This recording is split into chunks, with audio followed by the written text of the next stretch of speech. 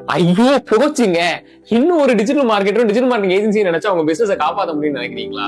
ஏங்க நம்ம 2026 மிட்ல உட்கார்ந்துருக்கோங்க.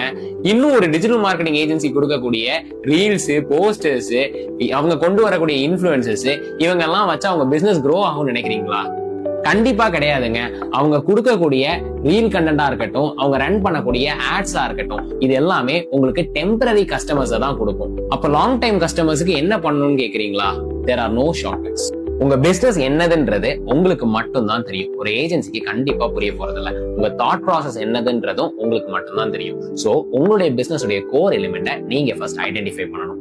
அண்ட் அப்படி நீங்க ஐடென்டிஃபை பண்றதுக்கு பிராண்டிங் தியரி உங்களை ஹெல்ப் பண்ணும். சோ பிராண்டிங் தியரி என்ன, நாங்க என்ன ப்ராசஸ் பண்ணிட்டு இருக்கோம்ன்றத அப்கமிங் வீடியோஸ்ல சொல்றோம். உங்க பிசினஸ் உடைய கோர் எலிமெண்ட் என்னதுன்றத யோசிச்சு வச்சுக்கோங்க. மறக்காம இருக்கிறதுக்கு எங்களை ஃபாலோ கூட பண்ணி வச்சுக்கோங்க. So see you soon.